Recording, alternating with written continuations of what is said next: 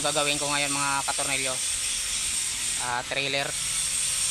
So kakarating lang to, binili ng boss ko, binili ng may-ari. Trailer 10 stud. So kailangan pang i-condition, segunda mano, second hand lang niya nabili. Sira pa nga yung gulong. So ito condition ko lahat ng preno, babaklasin lahat ng gulong at ito condition lahat ng preno magkabilaan.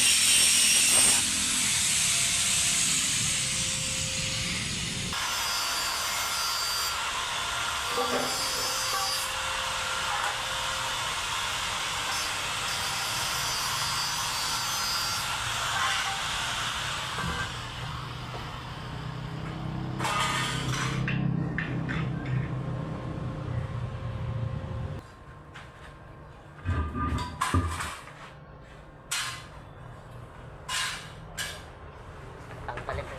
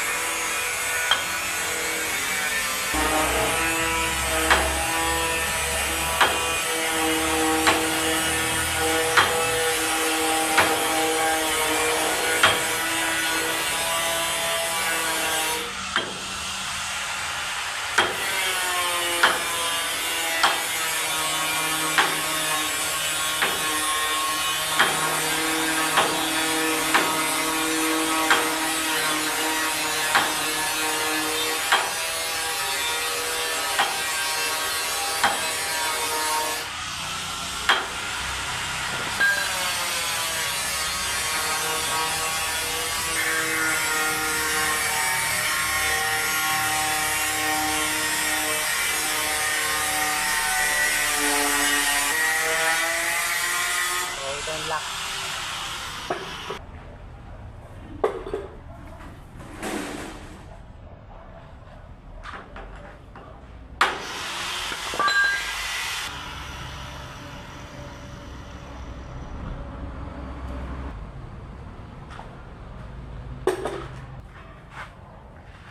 So tatanggal.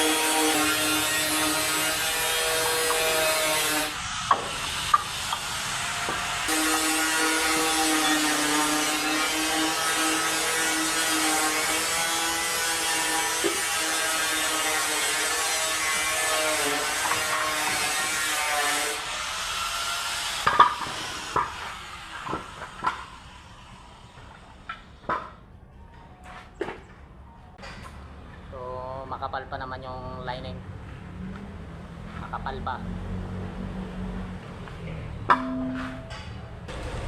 So re-repakin ko na mga katornilyo.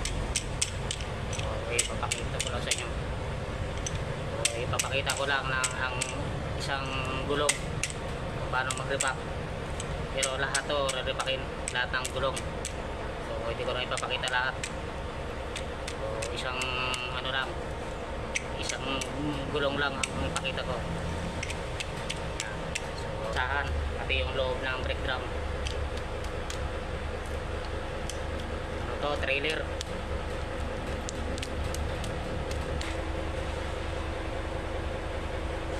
Trailer.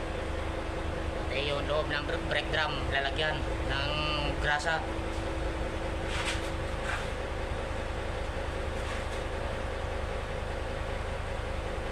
isalpak itong bearing panloob.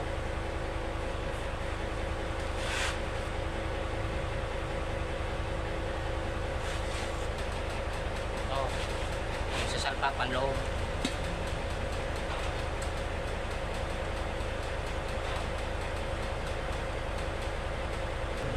Meron pa yung oil seal. Ito, oil seal sa loob. Bearing muna bago oil seal. So ilalapat lang yan. Ilalapat lang yung oil seal.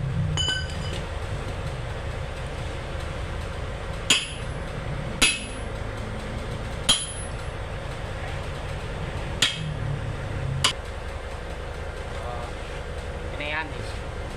Isasalpak dito. Gusto lagyan ng grasa dito bago isalpak. Ito naman yung bearing panlabas. Kaya 6 na brake drum. Salpak ko muna yung lining. So ito may spring yan dito. Nakakawit dito sa gitna. Ito. Sa gitna ng sa loob ng brake lining. Yan, nakakawit. Kabilaan. So dito lang muna sa isa. Kawit ko lang muna dito sa taas.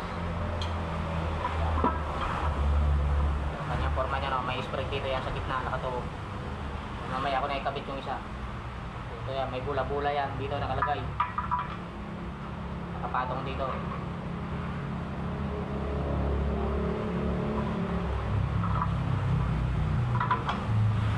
So, ganyan ang forma niya. So, lalagyan ko muna ng pin. Ito yung lock pin niya dito, nakatuog. Yan, nakatuog. Merong lock yan sa kabilang dulo sa loob. May spacer. Kailangan lagyan ng lock para hindi mahugot, matanggal. Yan. Ano naman yung bula-bula niya dito yan.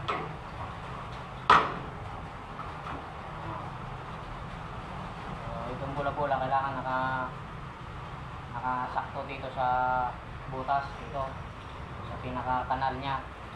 Kailangan ikutin yung adjuster. So nakasakto na yung bula-bula niya sa pinaka-puka niya, sa pinaka-kanal. So ito naman yung isa. So may bula-bula rin yan yung dulo niya. Bula-bula na yan. So dito rin yung nakakawit yung spring. Dito ikakabit.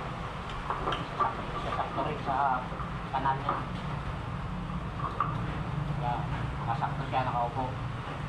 Pag hindi yan nakasintro, hindi may pasok yung brake drum. So ito naman yung pin niya, yung lock.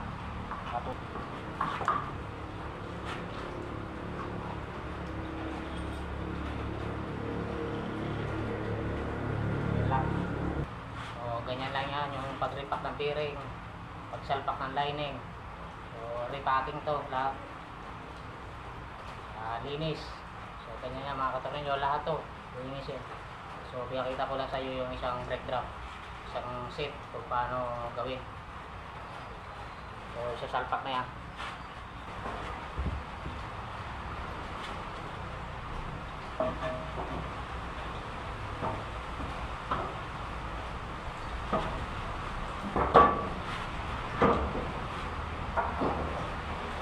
Kaya mga katrilyo, nasalpak na.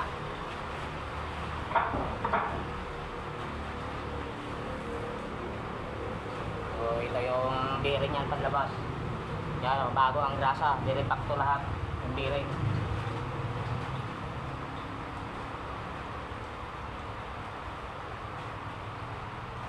So ito naman yung lock. So double yung lock nito.